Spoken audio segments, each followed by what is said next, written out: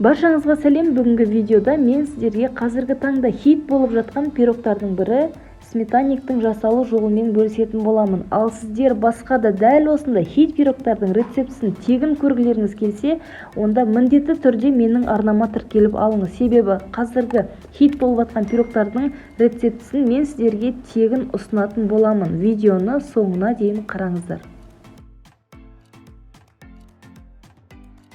Бұл пирогтар өте дәмді шығады, жұп-жұмсақ, іші ешқандай шикі болмайды.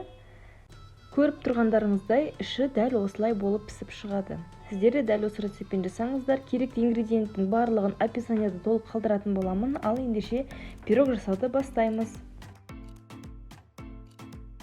Ең алдымен илеуіштен өткізілген ұнымызға разрыхлительді қосылып, жақсылап араластырамыз. Одан кейін майды және де қантты салып, тағы да жақсылап араластырып, дәл видеодағыдай етіп, майымызды жақсылап тұрып, қолымызбен осылай ысқылап шығатын боламыз. Үгітіп, онымен жақсылап тұрып араластырамыз. Дәл осылай болып шығу керек.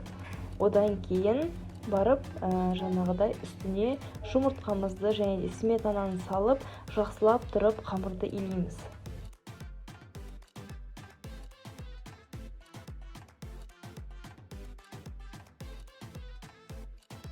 Қамырды илеп болдым. Қамыр қолға жабыспайтын болып шығады. Егер де қолға жабысыңқырап жатса, онда тағы да кішкене ұн сеуіп жіберсеңіздер болады. Енді илеп болған қамырымызды осылай пакетке салып, холодильникке жарты сағатқа қойып аламыз. Келесі кезекте ішіне салатын салмамызды дайындаймыз. Ол үшін сметанаға осылай крахмалды саламыз. Одан кейін қант, жұмыртқа барлығын бірден салып, жақсылап тұрып, бір келкі сұйық масса болғанға дейін жақсылап араластырамыз.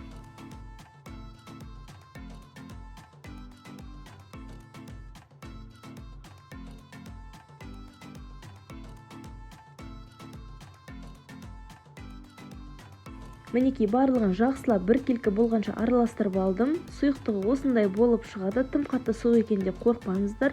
Құрамында крахмал болғандықтан ол өзінің формасын ұстайтын болады. Келесі кезекте қамырымызды екі бөлікке бөлеміз. Бірін үлкен, бірін кішкентай етіп, үлкен бөлігін осылай қалыптың астыңғы бөлігіне дәл видеодағыдай етіп орналастырып шығамыз. Шетіне осындай бортиктар жасаймыз. Ішіне салмамызды құйған кезде ағып кетпес үшін дәл осылай жасап шығамыз. Қамырымызды қалыпқа орналастырып алдым. Келесі кезекте осылай ішіне салатын салмамызды ішіне құйып шығамыз. Бетіне кішкентай қамырдан узор жасайтын боламыз. Узорды өз қалауларыңызша жасай берсеңіздер болады. Мендегі узор өте қарапайым узор. Осылай қамырдың барлығын жіңішке етіп, ұзынша етіп кесіп, пирогтың бетіне орналастырып шықтым. Сіздер басқандай узор жасасаңыздар болады. Дәл осы рецептпен достар жасап көріңіздер, сіздерге ұнайтынына сенімдімін. Пирогтар өте дәмді шығады, сәтті шығады және де өте тез дайындалатын пирогтар.